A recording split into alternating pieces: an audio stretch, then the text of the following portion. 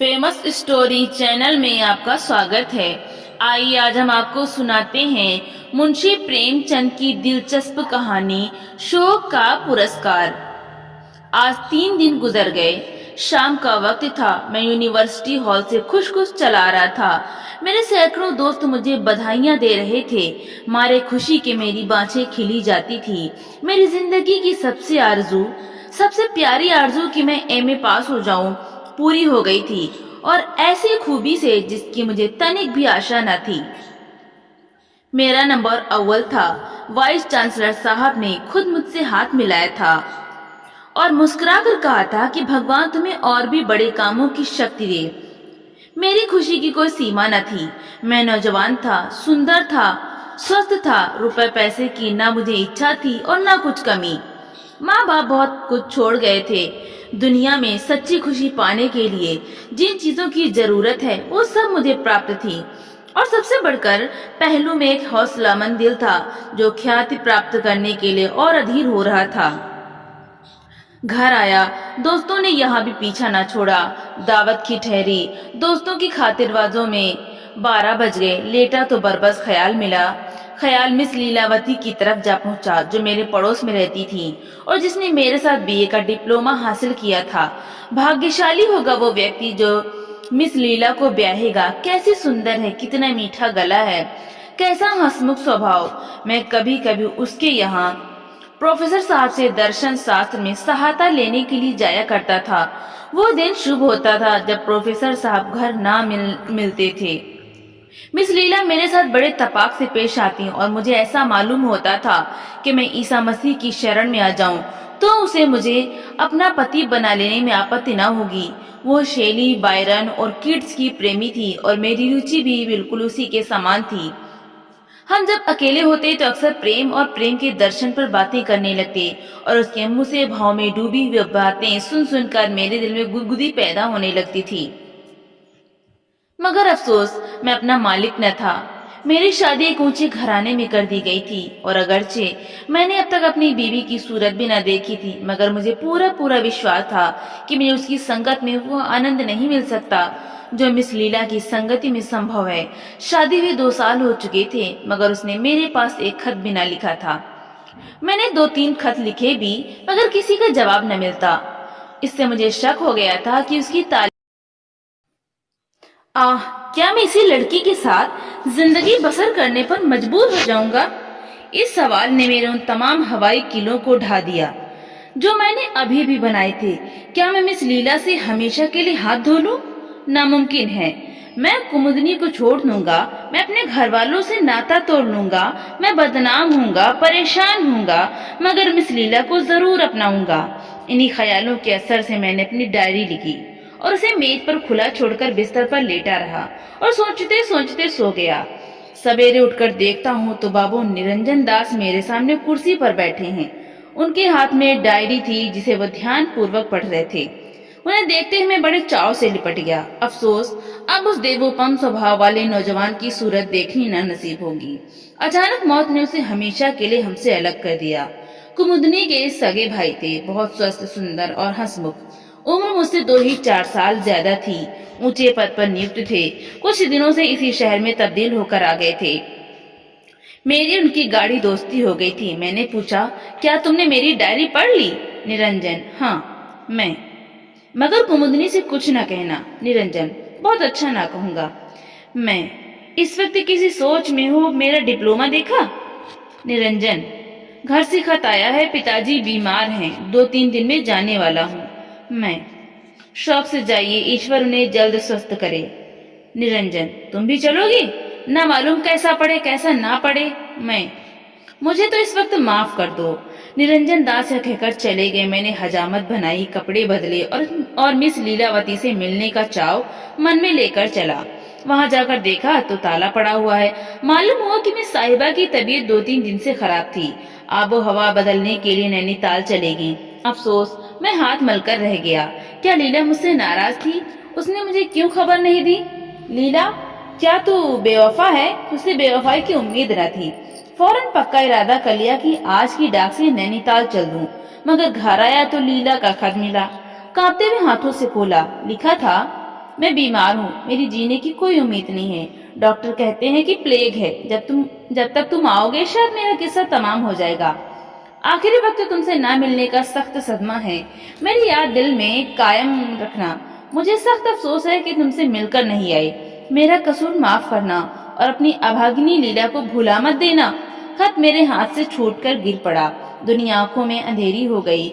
मुंह से एक ठंडी आह निकली। बिना एक क्षण गंवाए मैंने बिस्तर बांधा और नैनीताल चलने के लिए तैयार हो गया। घर से निकला ही था कि प्रोफेसर बोस से मुलाकात हो गई। कॉलेज से चले आ रहे थे, चेहरे पर शोक लिखा हुआ था। मुझे देखते ही उन्होंने जेब से एक तार निकालकर मेरे सामने फेंक दिया। मेरा कलेजा धक से हो गया, आंखों में अंधेरा छा गया। तार कौन उठाता है? और हाय मारकर बैठ गया। लीला, तू इतनी जल्दी मुझसे जुदा हो गई? मैं रोता हुआ घर आया और चारपाई पर मुंह ढांप कर खूब रोया। नैनीताल जाने का इरादा खत्म हो गया। 10-12 दिन तक मैं उन्माद किसी दशा में इधर उधर घूमता रहा। दोस्तों की सलाह हुई कि कुछ रोज के लिए कहीं घूमने चले जाओ। मेरे दिल में भी यह बात जम गई। निकल खड़ा हुआ और 2 महीने तक विंध्याचल, पार्सानाथ वगैरह पहाड़ियों में आवारा फिरता रहा। ज्यों त्यों करके नई नई जगहों और दृश्यों की सैर से तबीयत को जरा तस्कीन हुई।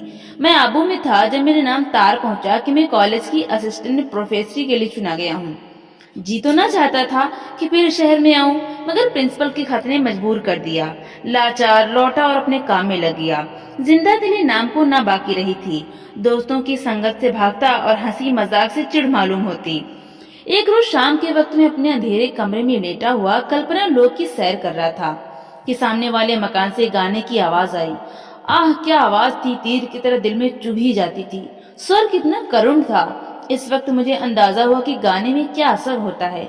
तमाम रोंगटे खड़े हो गए, कलेजा महसूसने लगा और दिल पर एक अजीब वेदना सी छा गई। आंखों से आंसू बहने लगे। हाय, यह लीला का प्यारा गीत था। पिया मिलन है कठिन बावरी। मुझसे जब्त न हो सका। मैं एक उन्माद किसी दशा में उठा और जाकर सामने वाले मकान का दरवाजा खटखटाया। मुझे उस वक्त यह चेतना न रही कि एक अजनबी आदमी के मकान पर खड़े हो जाना और उसके कान में विघ्न डालना परले दर्जे की असभ्यता है। एक बुढ़िया ने दरवाजा खोल दिया और मुझे खड़े देखकर लपकी भी अंदर गई। मैं भी उसके साथ चला गया। दहलीज तय करते एक बड़े कमरे में पहुंचा। उस पर एक सफेद फर्श बिछा हुआ था। गांव तकिए भी रखे थे। दीवारों पर खूबसूरत तस्वीरें लटक रही थीं और एक 16-17 साल का सुंदर नौजवान, जिसके भी मसें भीग रही थीं, मसनद के करीब बैठा हुआ हारमोनियम पर गा रहा था। मैं कसम खा सकता हूँ कि ऐसा सुंदर स्वस्थ नौजवान मेरी नजर से कभी नहीं गुजरा। चाल ढाल से सिख मालूम होता था। मुझे देखते ही चौंक पड़ा और हारमोनियम छोड़कर खड़ा हो गया। शर्म से सिर झुका लिया और कुछ घबराया हुआ सा नजर आने लगा। मैंने कहा, माफ कीजिएगा, मैंने आपको बड़ी तकलीफ दी। आप इस फन के उस्ताद मालूम होते हैं। खासकर जो चीज अभी आप गा रहे थे वो मुझे पसंद है। नौजवान ने अपनी बड़ी बड़ी आंखों से मेरी तरफ देखा और सर नीचा कर लिया और होठों ही में कुछ अपने नौसिखिएपन की बात कही। मैंने फिर पूछा, आप यहाँ कब से हैं? नौजवान, 3 महीने के करीब होता है। मैं, आपका शुभ नाम? नौजवान, मुझे मेहर सिंह कहते हैं। मैं बैठ गया और बहुत गुस्ताखाना बेतकल्लुफी से मेहर सिंह का हाथ पकड़कर बिठा दिया और फिर माफी मांगी। उस वक्त की बातचीत से मालूम हुआ कि वो पंजाब का रहने वाला है और यहाँ पढ़ने के लिए आया हुआ है। शायद डॉक्टरों ने सलाह दी थी कि पंजाब की आबो हवा उसके लिए ठीक नहीं है। मैं दिल में तो झेंपा कि एक स्कूल की लड़की के साथ बैठकर ऐसी बेतकल्लुफी से बातें कर रहा हूँ, मगर संगीत के प्रेम ने इस ख्याल को रहने न दिया। रस्मी परिचय के बाद मैंने फिर प्रार्थना की कि वही चीज छेड़िए। मेहर सिंह ने आंखें नीचे करके जवाब दिया कि मैं अभी बिल्कुल नौसिखिया हूँ। मैं, यह तो आप अपनी जबान से कहिए। मेहर सिंह झेंप कर, आप कुछ फरमाएं, हारमोनियम हाजिर है। मैं इस फन में बिल्कुल कोरा हूँ, वरना आपकी फरमाइश जरूर पूरी करता। इसके बाद मैंने बहुत बहुत आग्रह किया, मगर मेहर सिंह झेंपता ही रहा। मुझे स्वभावतः शिष्टाचार से घृणा है। हालांकि इस वक्त मुझे रूखा होने का कोई हक न था, मगर जब मैंने देखा कि यह किसी तरह ना मानेगा तो जरा रुखाई से बोला, खैर जाने दीजिए, मुझे अफसोस है कि मैंने आपका बहुत वक्त बर्बाद किया। माफ कीजिए। यह कहकर उठ खड़ा हुआ। मेरी रोनी सूरत देखकर शायद मेहर सिंह को उस वक्त तरस आ गया। उसने झेपते हुए मेरा हाथ पकड़ लिया और बोला, आप तो नाराज हो जाते हैं। मुझे आपसे नाराज होने का कोई हक हासिल नहीं। मेहर सिंह, अच्छा बैठ जाइए, मैं आपकी फरमाइश पूरी करूंगा, मगर मैं अभी बिल्कुल अनाड़ी हूँ। میں بیٹھ گیا اور مہر سنگھ نے ہارمونیم پر وہی گیت الاپنا شروع کیا۔ پریا ملن ہے کٹھن باوری، کیسی سریلی تان تھی، کیسی میٹھی آواز، کیسا بے چین کرنے والا بھاؤ۔ اس کے گلے میں وہ رس تھا جس کا بیان نہیں ہو سکتا۔ میں نے دیکھا کہ گاتے گاتے خود اس کی آنکھوں میں آنسو بھر آئے۔ مجھ پر اس وقت ایک موہک سپنے کسی دشا چھائی ہوئی تھی، ایک بہت میٹھا نازک دردناک اثر دل پر ہو رہا تھا جسے بیان نہیں کیا جا سکتا۔ ایک ہرے بھرے میدان کا نقشہ آنکھوں کے سامنے کھنچ گیا اور لیلا، پیاری لیلا اس میدان پر بیٹھی ہوئی میری طرف حسرت ناک آنکھوں سے تاک رہی تھی۔ میں نے ایک لمبی آہ بھری اور بنا کچھ کہے اٹھ کھڑا ہوا۔ اس وقت مہر سنگھ نے میری طرف تاکا، اس کی آنکھوں میں موتی کے قطرے ڈبڈبائے ہوئے تھے اور بولا، کبھی کبھی تشریف لایا کیجیے گا۔ میں صرف اتنا ہی جواب دیا، میں آپ کا بہت کرتگی ہوں۔ دھیرے دھیرے میری یہ حالت ہو گئی کہ جب تک مہر سنگھ کے یہاں جا کر 2-4 گانے نہ سن لوں جی کو چین نہ آتا۔ شام ہوئی اور میں جا پہنچا، کچھ دیر تک گانوں کی بہار لٹتا اور تب اسے پڑھاتا۔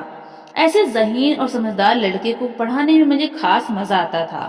معلوم ہوتا تھا کہ میری ایک ایک بات اس کے دل پر نقش ہو رہی ہے۔ جب تک میں پڑھاتا وہ پورے جی جان سے کان لگائے بیٹھا رہتا، جب اسے دیکھتا پڑھنے لکھنے میں ڈوبا ہوا پاتا۔ سال بھر میں اپنے بھگوان کی دیے ذہن کی بدولت اس نے انگریزی میں اچھی یوگیتا پراپت کر لی، معمولی چٹھیاں لکھنے لگا اور دوسرا سال گزرتے گزرتے وہ اپنے اسکول کے کچھ چھاتروں سے بازی لے گیا۔ جتنے مدرس تھے سب اس کی عقل پر حیرت کرتے اور سیدھا نیک چلن ایسا کہ کبھی جھوٹ موٹ بھی کسی نے اس کی شکایت نہیں کی۔ وہ اپنے سارے اسکول کی امید اور رونق تھا، لیکن باوجود سکھ ہونے کے اسے کھیل کود میں روچی نہ تھی۔ میں نے اسے کبھی کرکٹ میں نہیں دیکھا، شام ہوتے ہی سیدھے گھر چلاتا اور لکھنے پڑھنے میں لگ جاتا۔ میں دھیرے دھیرے اس سے اتنا ہل مل گیا کہ بجائے ششیہ کے اس کو اپنا دوست سمجھنے لگا۔ عمر کے لحاظ سے اس کی سمجھ آشچر جنک تھی، دیکھنے میں 16-17 سال سے زیادہ نہ معلوم ہوتا تھا، مگر جب کبھی میں روانی میں آ کر دربودھ کبھی کلپناؤں اور کومل بھاؤں کی اس کے سامنے ویاکھیا کرتا تو مجھے اس کی بھنگیما سے ایسا معلوم ہوتا کہ ایک ایک باریکی کو سمجھ رہا ہے۔ ایک دن میں نے اس سے پوچھا، مہر سنگھ تمہاری شادی ہو گئی؟ مہر سنگھ نے شرما کر جواب دیا، ابھی نہیں۔ میں، تمہیں کیسی عورت پسند ہے؟ مہر سنگھ، میں شادی کروں گا ہی نہیں۔ میں، کیوں؟ مہر سنگھ، مجھ جیسے جاہل گنوار کے ساتھ شادی کرنا کوئی عورت پسند نہ کرے گی۔ میں، بہت کم ایسے نوجوان ہوں گے جو تم سے زیادہ لائق ہو یا تم سے زیادہ سمجھ رکھتے ہو۔ مہر سنگھ نے میری طرف اچنبھے سے دیکھ کر کہا، آپ دل لگی کرتے ہیں۔ میں، دل لگی نہیں، میں سچ کہتا ہوں۔ مجھے خود آشچر ہوتا ہے کہ اتنے کم دنوں میں تم نے اتنی یوگیتا کیوں کر پیدا کر لی؟ ابھی تمہیں انگریزی شروع کی 3 برس سے زیادہ نہیں ہوئے۔ مہر سنگھ، کیا میں کسی پڑھی لکھی لیڈی کو خوش رکھ سکوں گا؟ میں، جوش سے، بے شک۔ گرمی کا موسم تھا، میں ہوا کھانے شملہ گیا ہوا تھا، مہر سنگھ بھی میرے ساتھ تھا۔ وہاں میں بیمار پڑا، چیچک نکل آئی، تمام جسم میں ففولے پڑ گئے، پیٹھ کیول چارپائی پر پڑا رہتا۔ اس وقت مہر سنگھ نے میرے ساتھ جو جو احسان کیے وہ مجھے ہمیشہ یاد رہیں گے۔ ڈاکٹروں کی سخت منائی تھی کہ وہ میرے کمرے میں نہ آوے، مگر مہر سنگھ 8 پہر میرے ہی پاس بیٹھا رہتا، مجھے کھلاتا پلاتا اٹھاتا بٹھاتا، رات بھر چارپائی کے قریب بیٹھ کر جاگتے رہنا مہر سنگھ ہی کا کام تھا۔ سگا بھائی بھی اس سے زیادہ سیوا نہیں کر سکتا تھا۔ 1 مہینہ گزر گیا، میری حالت روز بروز بگڑتی جاتی تھی۔ ایک روز میں نے ڈاکٹر کو مہر سنگھ سے کہتے سنا کہ ان کی حالت نازک ہے۔ مجھے یقین ہو گیا کہ اب نہ بچوں گا، مگر مہر سنگھ کچھ ایسی دृढ़ता سے میری سیوا سسروشا میں لگا ہوا تھا جیسے وہ مجھے زبردستی موت کے منہ سے بچا لے گا۔ ایک روز شام کے وقت میں کمرے میں لیٹا ہوا تھا کہ کسی کے سسکی لینے کی آواز آئی۔ وہاں مہر سنگھ کو چھوڑ کر اور کوئی نہ تھا۔ میں نے پوچھا، مہر سنگھ تم روتے ہو؟ مہر سنگھ نے ضبط کر کے کہا، نہیں، رو کیوں؟ اور میری طرف بڑی درد بھری آنکھوں سے دیکھا۔ میں، تمہارے سسکنے کی آواز آئی؟ مہر سنگھ، وہ کچھ بات نہ تھی، گھر کی یاد آ گئی تھی۔ میں، سچ بولو؟ مہر سنگھ کی آنکھیں پھر ڈبڈبائیں۔ اس نے میز پر سے آئینہ اٹھا کر میرے سامنے رکھ دیا۔ ہے نارائن، میں خود کو پہچان نہ سکا، چہرہ اتنا زیادہ بدل گیا تھا، رنگت بجائے سرخ کے سیاہ ہو رہی تھی اور چیچک کے بدنما داغوں نے صورت بگاڑ دی تھی۔ اپنی یہ بری حالت دیکھ کر مجھ سے بھی ضبط نہ ہو سکا اور آنکھیں ڈبڈبا گئی۔ وہ سوندر جس پر مجھے اتنا گرو تھا بالکل ودا ہو گیا تھا۔ میں شملے سے واپس آنے کی تیاری کر رہا تھا۔ مہر سنگھ اسی روز مجھ سے ودا ہو کر اپنے گھر چلا گیا تھا۔ میری طبیعت کچھ بہت اچاٹ ہو رہی تھی، اسباب سب بن چکا تھا کہ ایک گاڑی میرے دروازے پر آ کر رکی، اور اس میں سے کون اترا؟ مس لیلا۔ मेरी आंखों को विश्वास न हो रहा था। चकित होकर ताकने लगा। मिस लीलावती ने आगे बढ़कर मुझे सलाम किया और हाथ मिलाने को बढ़ाया। मैंने भी बौखलाहट में हाथ तो बढ़ा दिया, मगर अभी तक यह यकीन नहीं हुआ था कि मैं सपना देख रहा हूँ या हकीकत है। लीला के गालों पर वो लाली न थी, वो चुलबुलापन, बल्कि वो बहुत गंभीर और पीली पीली सी हो रही थी। आखिर मेरी हैरत कम न होते देखकर उसने मुस्कुराने की कोशिश करते हुए कहा, तुम कैसे जेंटलमैन हो कि एक शरीफ लेडी को बैठने के लिए कुर्सी भी नहीं देते। मैंने अंदर से कुर्सी लाकर उसके लिए रख दी, मगर अभी तक यही समझ रहा था कि सपना देख रहा हूँ। लीलावती ने कहा, शायद तुम मुझे भूल गए।